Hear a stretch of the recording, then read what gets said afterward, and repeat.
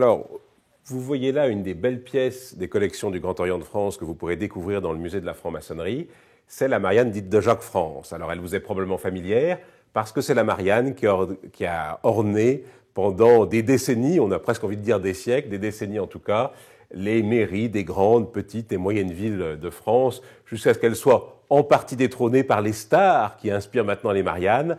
Mais en tout cas, à la longueur de son mandat, si on peut dire que c'est vraiment la Marianne de la République française. Et cette Marianne de la République française, elle a une histoire, et une histoire très liée à celle de la franc-maçonnerie, puisqu'elle a été conçue par le sculpteur Jacques France, Paul Lecreux de son vrai nom, au début des années 1880. Alors l'histoire est la suivante.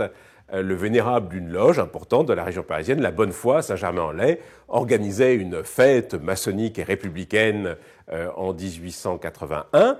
Et donc, il contacte son ami Jacques France, qui est lui-même membre de la loge l'Étoile polaire, pour faire une Marianne, a priori, dans un premier temps. C'est un moulage pour orner une fête locale. Et Jacques France relève le défi. Et un mois après, à la fête de la Bonne-Foi de Saint-Germain-en-Laye, la Marianne est présente et elle suscite l'admiration des participants, dont des représentants du Conseil de l'Ordre, dont Severiano de Heredia, dont le nom est célèbre à cause de son cousin, dont nous avons tous appris les poésies à l'école primaire, mais qui est un homme politique de la Troisième République, qui a été ministre et qui la trouve magnifique.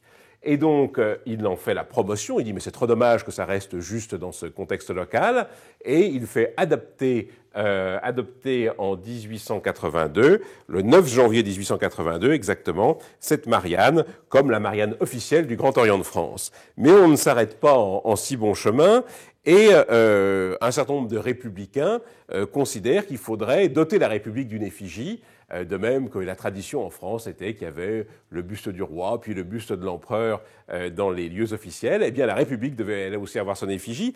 Et constituée en 1882, sous la présidence du vieux Victor Hugo, il mourra en 85, un comité central des bustes de la République. Et ce comité central des bustes de la République, eh bien, il va faire la promotion de cette Marianne, et dans le document qu'il envoie aux élus des régions, il note cet admirable buste de la République, cet emblème qui fut aussitôt acclamé comme représentant mieux qu'aucun autre emblème l'image de la République telle que nous la désirons, noble et fière, souriant doucement à tous ses enfants. Alors on retrouve bien sûr dans ce comité central des bustes de la République un grand nombre de maçons, Emmanuel Arago, Louis Blanc, Jean Massé, Camille Pelletan, Frédéric Desmond, Gustave Musurer et bien d'autres encore. Et donc, eh bien, les mairies, les départements vont souscrire pour cette Marianne, dont Jacques France va faire, à côté de la version maçonnique que vous voyez ici, une version républicaine, où il y aura à la place des emblèmes maçonniques les dates de 1789, 1848, 1870, Marianne que vous pouvez encore voir dans de très nombreuses mairies jusqu'à aujourd'hui. Alors, cette aventure de la Marianne de Jacques France s'explique par le contexte. 1880-1882, c'est la période que les historiens appellent la République aux Républicains. C'est-à-dire que vous savez, en 1870, l'Empire s'effondre avec Sedan.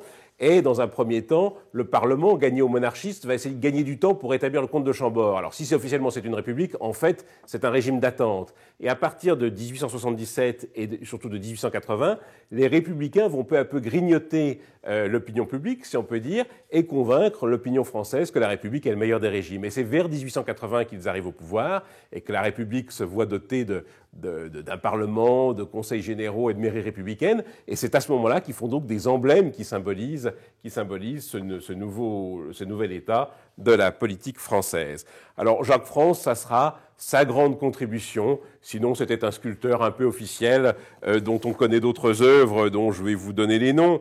Il avait réalisé un certain nombre d'œuvres patriotiques comme La Balle prussienne ou Le Souvenir de la nuit du 4 août ou Regret et espoir. Et il faut bien dire que par cette république maçonnique devenue république tout court, Jacques France gagnait la célébrité dans l'histoire de la démocratie de notre pays.